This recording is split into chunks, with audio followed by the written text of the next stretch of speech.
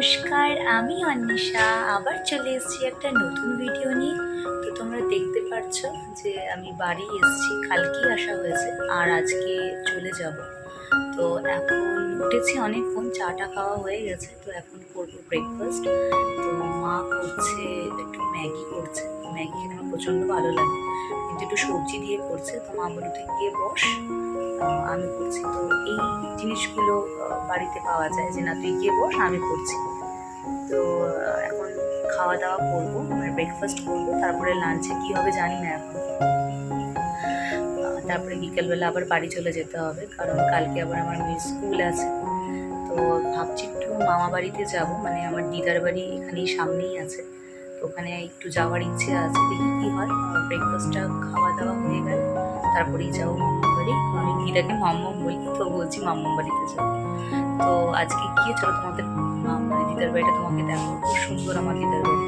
তো ওখানে গিয়ে আমি আবার ভিডিওটা আবার স্টার্ট করছি।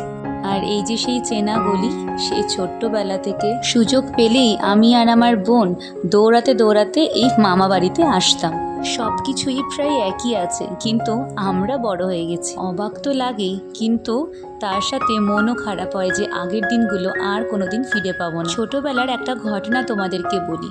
আমি আমার বোন একই গাড়িতে ফিরতাম বাড়িতে, মানে একই স্কুলে পড়তাম। তো হঠাৎ একদিন আমরা বললাম যে আমার মারা যেন এই মামা বাড়িতেই আছে আর বলেছে এখানেই আমাদেরকে নামাতে, মানে আমাদের গাড়িটা এখান দিয়েই পাস হতো আর তারপরে একসাথে আমার মা আর মাসি নিতে আসতো আমাদের দুজনকে। তো ওরা আমাদের কথা বিশ্বাস করেছে, তখন পড়ি হয়তো ক্লাস 5-6 হবে হয়তো। তো ওরা নামিয়ে দিয়েছে, মানে গাড়ির লোক নামিয়ে দিয়েছে, আর আমরা দৌড়াতে দৌড়াতে এই মাম্মাম বাড়িতে এসে উঠেছি, চিৎকার করতে করতে মাম্মাম শিগগির দরজা খোলো।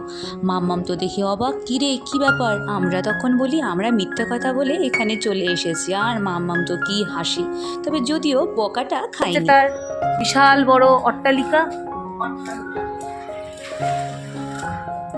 আমার দিদার একটা স্পেশালিটি তোমাদেরকে বলি। আমার দিদার বয়স যতই হোক না কেন, কাজের গতির কিছুই ফারাক পড়েনি। এই যে পুরো বাড়িটা দেখছো, এটার মেইনটেনেন্স আমার দিদাই কিন্তু করে একা। তারপর আবার গাছপালার শখ আছে, সেটারও দেখাশোনা করে। তাহলে ভাবো কতটা অ্যাক্টিভ আমার দিদা এখনও।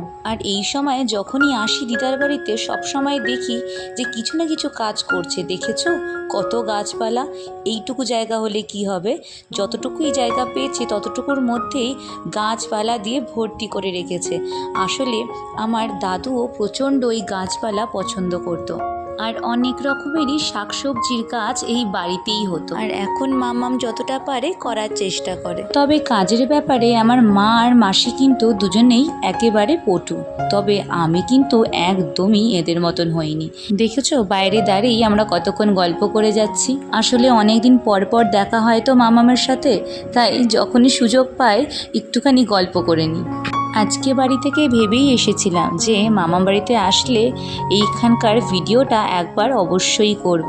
কত দুষ্টুমি, কত আনন্দ, কত কিছু যে করেছি এখানে। আর সাথে ছিল সব রকমের আবদার, মানে আমার মামার কাছে chocolate, chips, cold drinks, cake, কি না কি। তবে প্রত্যেকটা আবদারই কিন্তু আমার মামা ঠিক রাখতো আমাদের। আর এটা হচ্ছে আমার দিদার ঠাকুরের জায়গা, এখানে গোপাল আছে আর লক্ষ্মী আছে, আরও অনেক রকমেরই ঠাকুর রাখা আছে। অনেক কিছুই হয়তো ঘরের পাল্টে গেছে, কিন্তু গন্ধটা এখনও কিন্তু একই রয়েছে আমার দিদার বাড়ি।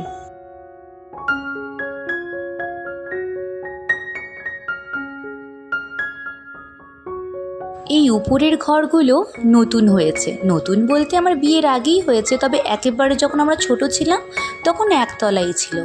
এই যে হচ্ছে আমার মামার ঘর, মানে মামা আর মামি এখানে থাকে। ওরা খুব একটা এখানে থাকে না, কারণ ওদের ফ্ল্যাট আছে রাজারহাটে, ওখানেই বেশি থাকে। তবে এখানে মাঝে মধ্যেই আসে প্রতি সপ্তাহে। খুব একটা লোকজন থাকে না, তাই জন্য মোটামুটি পরিষ্কারই থাকে ঘরবাড়ি। আর আমার দিদা এমনিতেই মেনটেন করে, তাই কোনো সময় নোংরা এ বাড়িতে আমি তো পাই না। তবে আমার কাছে মাম্মাম বাড়ি মানে নিচেরটুকুই, কারণ উপরটা তো নতুনই হয়েছে প্রায়, তাই উপরে খুব একটা আমরা আসিই না বলতে গেলে। নিচে আসি, মাম্মামের সাথে গল্প করি, তারপরে চলে যাই। আর এটা হচ্ছে ঘরের সাথে একটা বারান্দা ছোট্ট দেখে। আর দেখো কি সুন্দর বসার জায়গাও আছে। আমার বারান্দা এরকমই ভালো লাগে, বসার একটু জায়গা থাকবে। তবে বাড়ি যে বানাচ্ছে তার উপরে কিছুটা ডিপেন্ড করে যে সে কীরকম চায়, মানে তার টেস্ট কীরকম। আর এটা আরেকটা বেডরুম, এখানেই মামা থাকে। ওই ঘরটা প্রায় ফাঁকাই থাকে বলতে গেলে। আসলে রাজারহাটে ফ্ল্যাটটা আছে তো, তাই ওখানেও কিছুদিন থাকতে হয় আর এখানেও মাঝে মধ্যে আসতে হয়। আর মামার আসলে তো সোনার দোকান, তাই মামাকে এখানেই বেশিরভাগ থাকতে হয়। মামি আবার ওখানে থাকে তার ছেলে মেয়েদের নিয়ে। এই যে দেখছো এটা হচ্ছে আমার মামার মেয়ে, তখন ওর 3 বছর বয়স। এই যে দেখো সবার ছবি কি সুন্দর টাঙানো আছে। এবার চলো তোমাদের দেখাই একটা দারুণ জিনিস। এই যে দেখো ছোট্ট দেখে একটা পার্ক, ছাদের মধ্যে আমার মামা এটাকে করেছে। একটা দোলনা আছে, একটা স্লিপ আছে, যদিও একটু ধুলো পড়েছে কারণ খুব একটা তো ওরা আসে না। তবে পুচকোগুলো আসলে এখানে হুড়োপাটি করে। তবে বেশ কয়েকদিন হলো পুচকোগুলো উপরে আসছে না, এমনি আসছে কিন্তু উপরে আর আসা হয় না। আমিও বেশ অনেক দিন বাদে উপরে আসলাম। আমার মেয়ে যখন ছোট ছিল তখন আমি এখানে যখন আসতাম ওকে উপরে একবার করে নিয়ে আসতেই হবে, সে রাত্রেবেলা হোক কি দিনের বেলা হোক। ও প্রচণ্ড ভালোবাসে এখানে একটু স্লিপ চড়তে, তারপরে এই দোলনা চড়তে। এই স্লিপটা দেখেই শেষ অবধি আমার বাড়িতেও একটা স্লিপ কিনতে হয়েছে বাধ্য হয়ে। এই ছাদে যেন প্রচুর ফুল গাছ থাকতো। আমার মামার ফুল গাছের প্রচণ্ড শখ ছিল, আর বেশ বড় বড় ফুল হতো। কিন্তু এখন আর সেই ফুল গাছ সেরকম নেই, কারণ মেনটেন কে করবে। মাম্মাম যতটা পারে করার চেষ্টা করে, তবে উপরটা এখন পরিষ্কারই থাকে বলতে গেলে, না হলে প্রচুর ফুল গাছ থাকতো। শীতকালে জানো তো এখানে পুষ্প প্রদর্শনী হয়। আগে অনেক বড় করে হতো, তবে এখন ছোটোভাবেই হয়। আমার মামা তখন প্রত্যেকবার ফুল গাছ ওই পুষ্প প্রদর্শনীতে দিত, আর মাঝে মাঝে গিফটও পেত জানো, মানে প্রাইজ পেত। এত সুন্দর ফুল হতো আর অনেক বড় বড় ফুল হতো, সত্যি বলছি।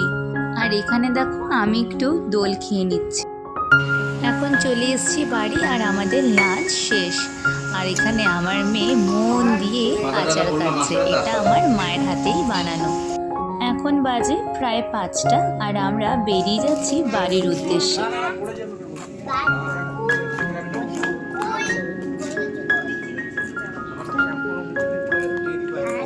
সব রেডি, সোজা বাড়ি। এখন বাড়ি ফেরার পথ ধরেছি সেই চেনা রাস্তা দিয়ে। তবে কি অদ্ভুত একটা জিনিস দেখো, বিয়ের পরেই সব কিছু চেনা জিনিসকে ফেলে রেখে অচেনা জিনিসগুলোকে আমরা মেয়েরা কি সুন্দরভাবে আপন করে নিতে পারি, তাই না? যতটা আনন্দ নিয়ে আসি তার থেকে অনেক বেশি দুঃখ নিয়ে চলে যেতে হয় শ্বশুরবাড়ি। আর ফেরার সাথে সাথেই দিন গুনতে থাকি কবে আবার বাড়িতে যাব। এখন বাজে ঘড়িতে 8টা আর আমরা আবার রেডি হয়ে বেরিয়ে পড়েছি টুকটাক কিছু কেনাকাটির জন্যে। আসলে সেদিন আমার হাজব্যান্ডের একটা জুতো সেরকমভাবে পছন্দ হয়নি, আর ও একটা ক্রক্স কিনবে। আর এখানে আসার পরে দেখলাম বেশ কয়েকটা জুতো পছন্দ হলো, মানে আমার মার জন্য একটা পছন্দ হয়েছে আর আমার পাপার জন্য একটা পছন্দ হয়েছে, তাই টুক করে নিয়ে নিলাম। তবে আমার জন্য একটা নিয়েছি, কারণ বর্ষাকালে এই জুতোগুলো না খুব লাগে। এই যেটা স্লিপার দেখছো এটা মায়ের জন্য কিনলাম, আর এই ডিপ ব্লু কালারের জুতোটা আমার পাপার জন্য নিয়েছি, আর এই স্কাই কালারেরটা সেটা আমার জন্য। মায়ের জুতো কিনতে অসুবিধা খুব একটা হয় না, কারণ আমার আর আমার মায়ের পায়ের সাইজটা প্রায় একই। আর পাপারটা কিনতে গেলে একটু প্রবলেম হয়, কারণ আমার হাজব্যান্ডের পায়ের সাইজটা একটু বড় আর আমার পাপারটা একটু ছোট। কিন্তু এত পছন্দ হলো না জুতোটা, তাই কিনে নিলাম, কারণ পাপারও এরকম জুতো দরকার হয়।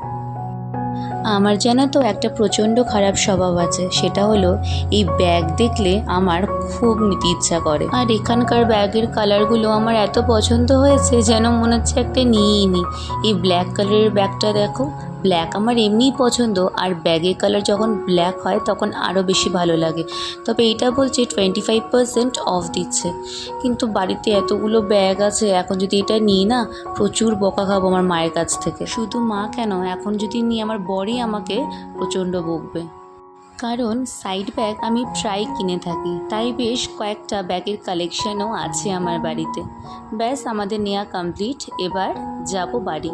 কয়েকদিন আগেই যদি এই জুতোগুলো পছন্দ হতো বা এখানে যদি আসতাম, তাহলে আজকেই মা আর পাপাকে দিয়ে আসতে পারতাম। কী আর করা যাবে, আজকে পছন্দ হয়েছে। আমার মেয়ে হঠাৎ বায়না ধরেছে যে মাম্মা কেএফসি খাওয়াও না, তাই চলে এসেছি একটা কেএফসির দোকানে, যেটা আমাদের বাড়ির একদম পাশেই আছে। আর মনটা আজকে বেশ খারাপ, কারণ বাড়ি থেকে ফিরেছি, তাই ভাবলাম ঠিক আছে একটু কেএফসি খাওয়া যাক, তাহলে যদি একটু মনটা ভালো হয়। এমনি সময় বাড়িতে সলিড পিস আমি খাই না, কিন্তু কেএফসি হলে আমি আমার মেয়ে যথেষ্ট পরিমাণে সলিড পিস খেতে ভালোবাসি। আবার সেই সংসারের কাজে ফেরা, আর আজকে করব ডাল আর আলু ভাজা। বাড়ির থেকে ফেরার পর আর কিছুই যেন আমার করতে ইচ্ছা করে না, কিন্তু কি করব, রান্নাটা তো আর বাদ দিলে চলবে না। তাই এখানে গোল গোল করে একটু আলু কেটে নিয়েছি, আর মুগ ডালটা একটু ভেজে নিয়ে সেদ্ধ করতে দেবো। আর সাথে এখানে একটু ডোম করে আলু কেটেছি, ভাবছি একটু পোস্তও বানিয়ে ফেলবো। রান্না হতে আর একটু সময় লাগবে, তবে তোমাদের সাথে আমার গল্পের সময় আজ এখানেই শেষ। ভালো লাগলে অবশ্যই লাইক করো, কমেন্ট করো, আর এরকম নতুন নতুন ভিডিও দেখার জন্য অবশ্যই কিন্তু আমার এই চ্যানেলকে সাবস্ক্রাইব করো। ফিরবো আবারও একটা নতুন গল্প নিয়ে। আজ তাহলে আসি, খুব ভালো থেকো, সুস্থ থেকো, টাটা।